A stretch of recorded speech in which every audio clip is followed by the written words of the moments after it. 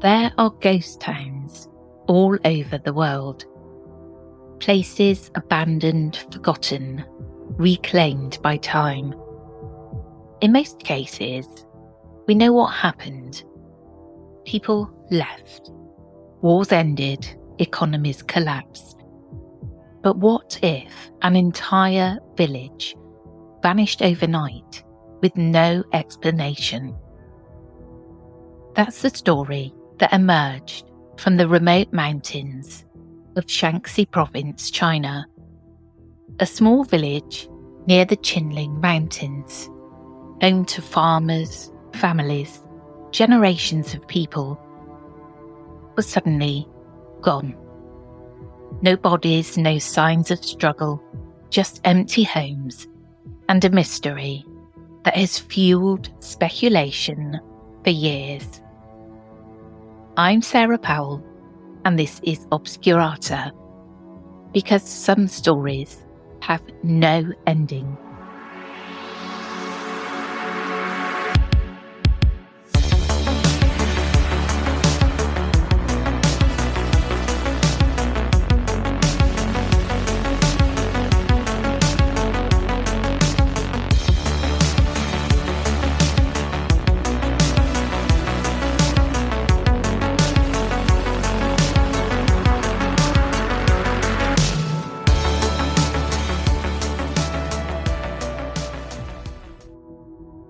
For centuries, the Qinling Mountains have been shrouded in mystery.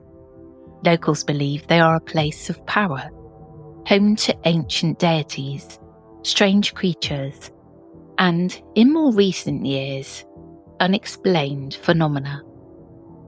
The village was small, perhaps 24 homes scattered along a dirt road. Farmers tending their land, children playing by the river. Life was peaceful. Then, one night, October the 12th, 1987, everything changed.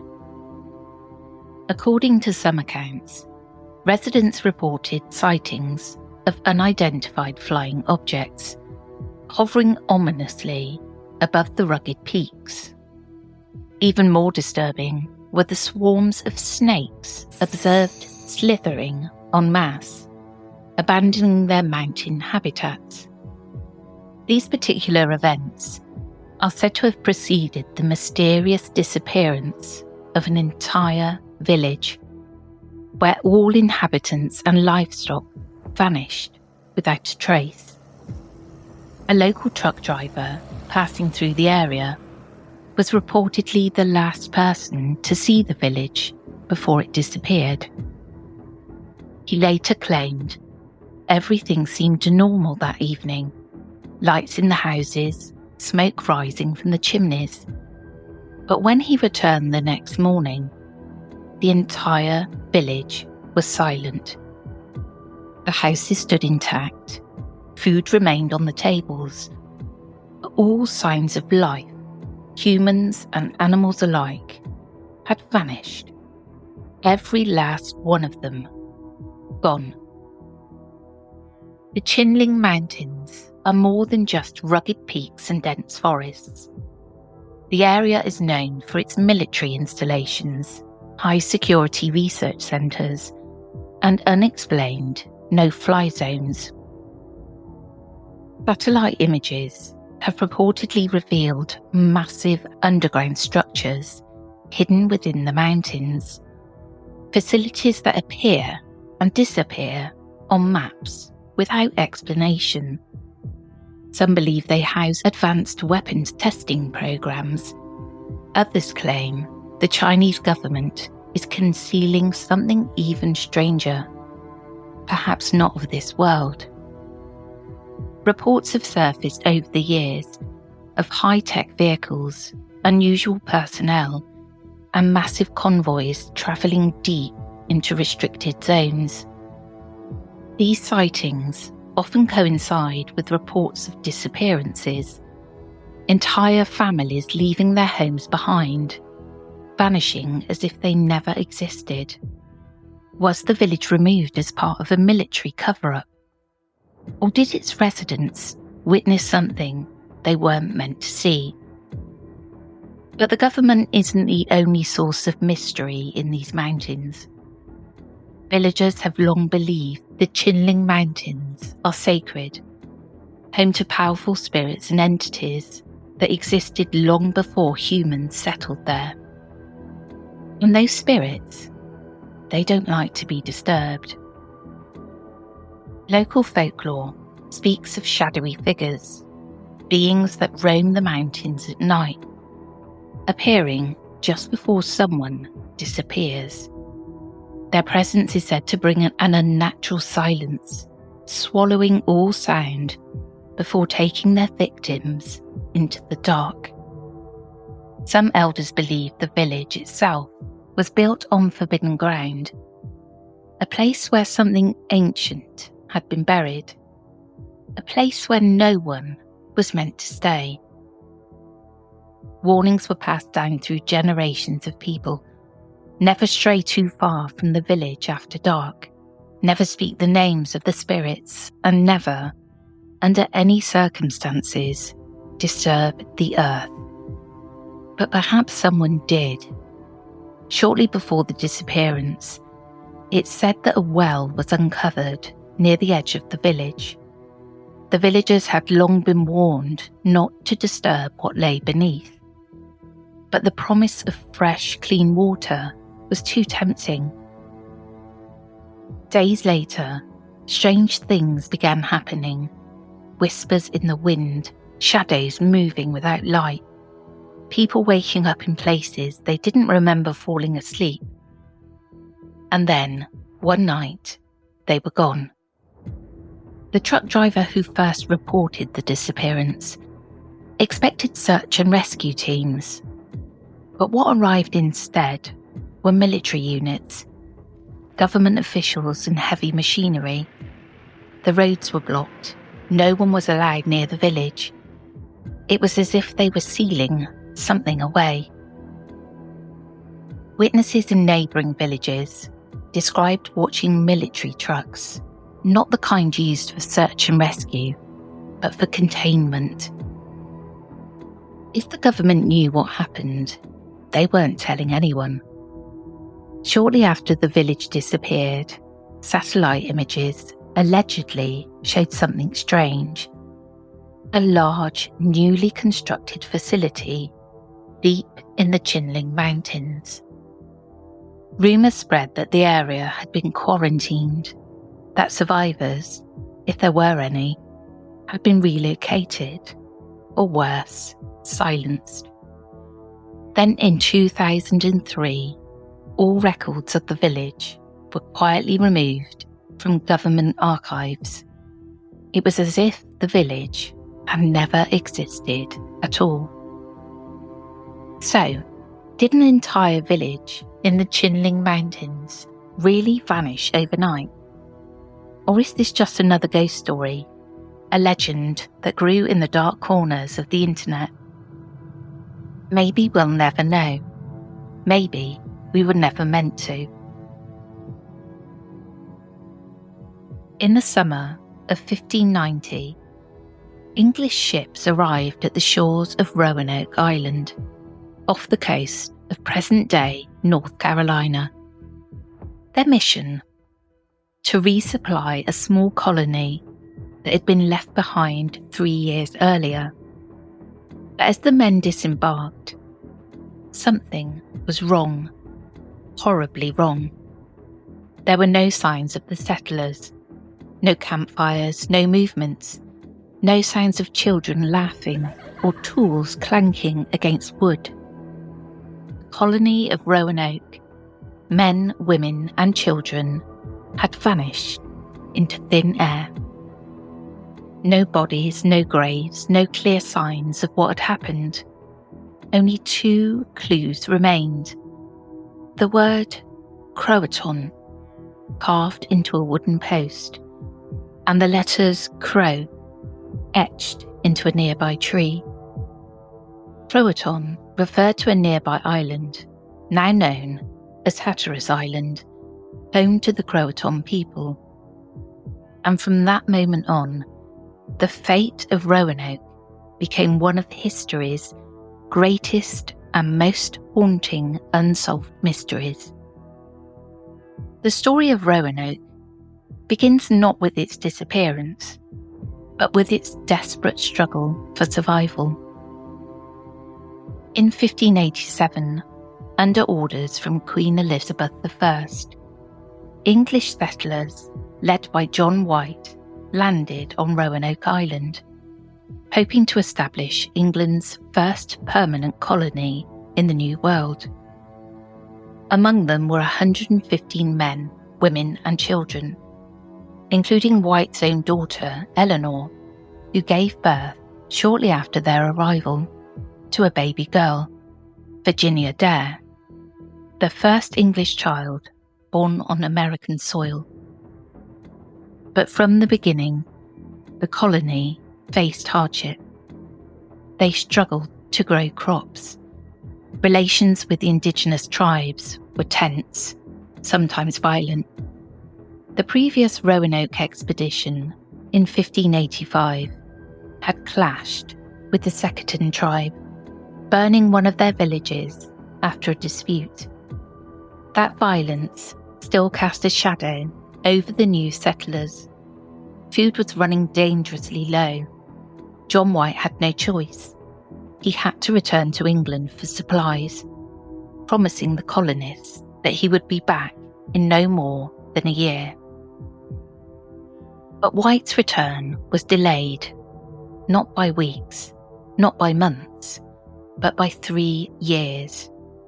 The Anglo-Spanish War had broken out, and Queen Elizabeth had ordered that all available ships be used to defend England against the Spanish Armada. White was unable to return to Roanoke until 1590.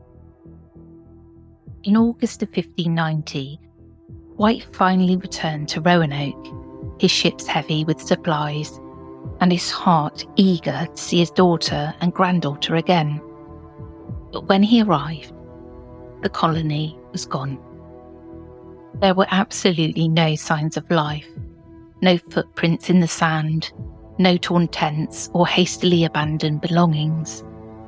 Just silence. Then White saw it, the word, Croatoan, carved into a wooden post, and the letters Crow scratched into a tree. There was no distress signal, no indication of an attack. It was as if the settlers had simply walked away. White had instructed the colonists to carve a Maltese cross if they had been forced to flee due to danger. But there was no cross.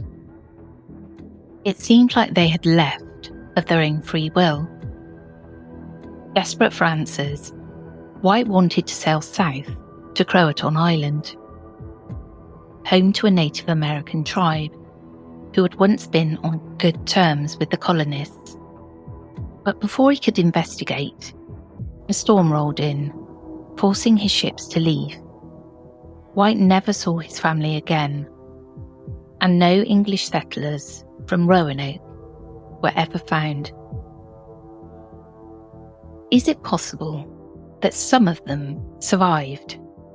In recent years, archaeological teams have unearthed compelling clues on Hatteras Island, including a 16th century signet ring, a sword hilt, and pieces of pottery.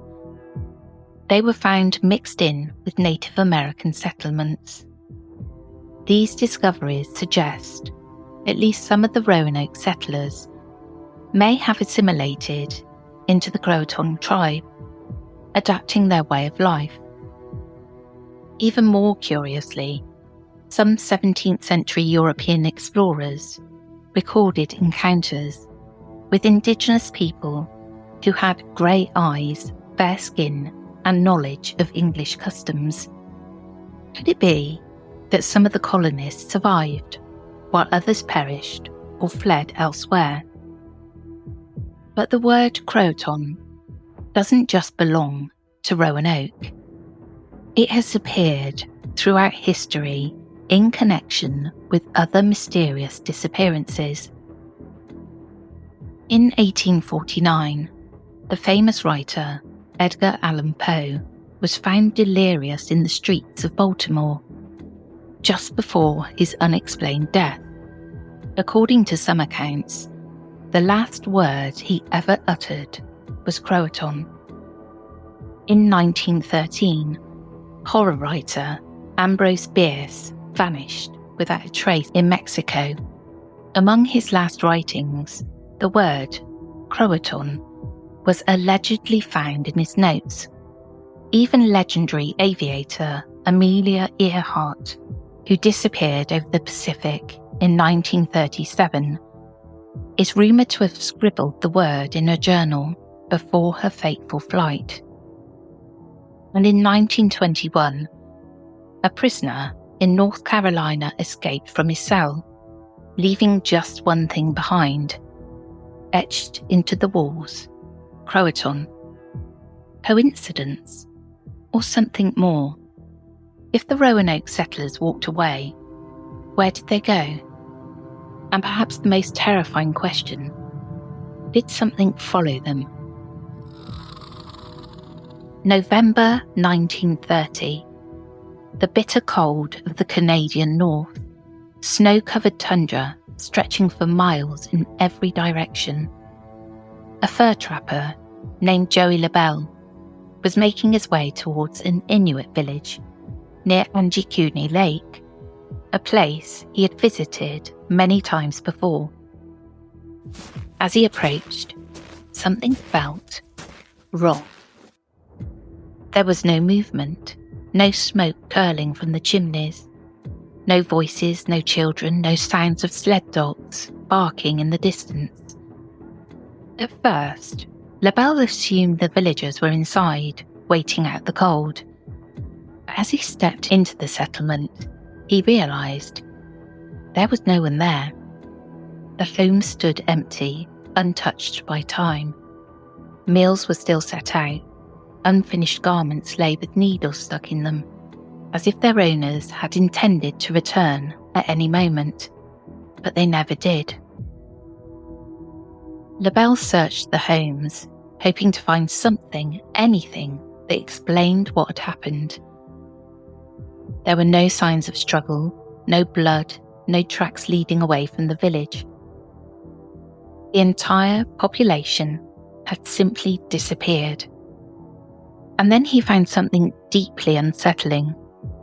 The rifles, every single one of them, were still in their place. No hunter, no Inuit man in the harsh northern tundra would ever leave without his weapon. It was unthinkable. And then there were the sled dogs. They were dead, still tied to their posts, as if they had starved waiting for their owners to return. But no one ever did. LaBelle left the village, hurrying to the nearest telegraph office to report what he had found. The Royal Canadian Mounted Police investigated, but they found no explanation for the missing villagers. And yet, some locals had a theory. In the days before the village disappeared, trappers in the region had reported seeing strange lights in the sky over Angikuni Lake, a blue glow floating over the ice, flickering like something not of this world.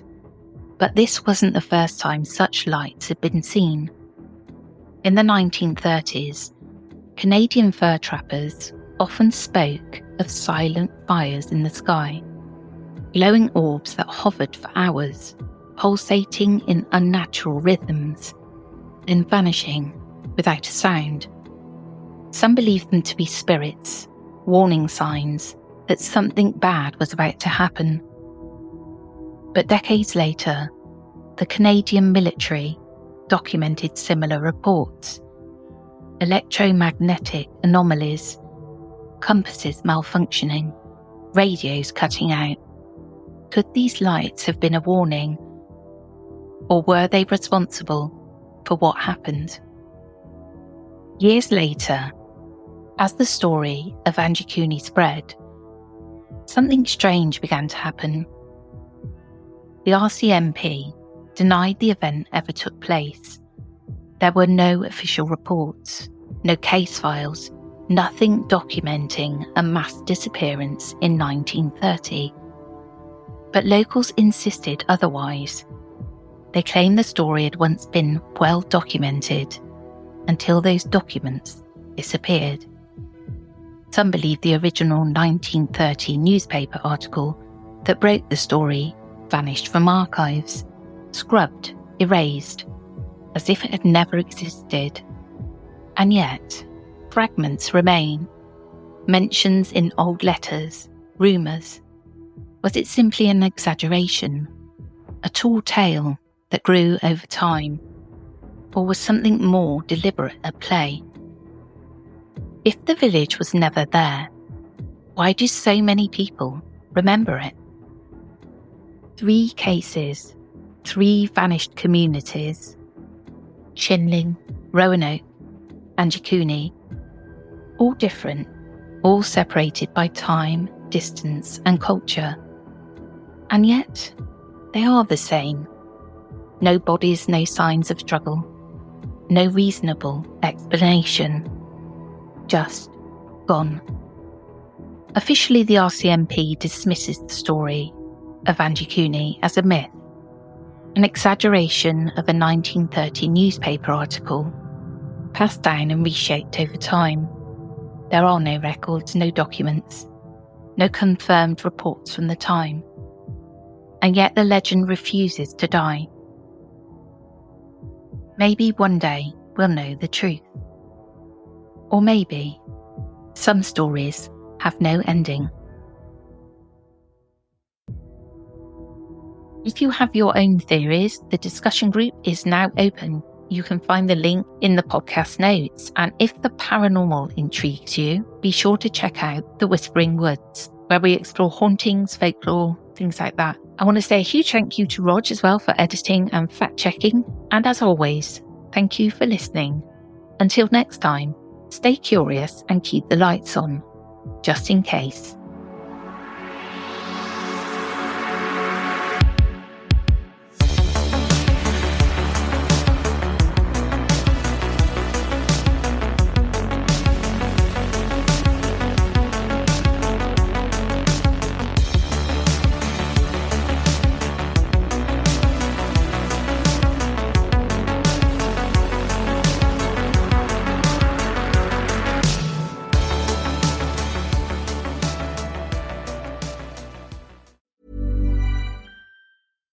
Mission success doesn't come from PowerPoint slides. It comes from rock-solid technology systems that you can depend on when everything's on the line.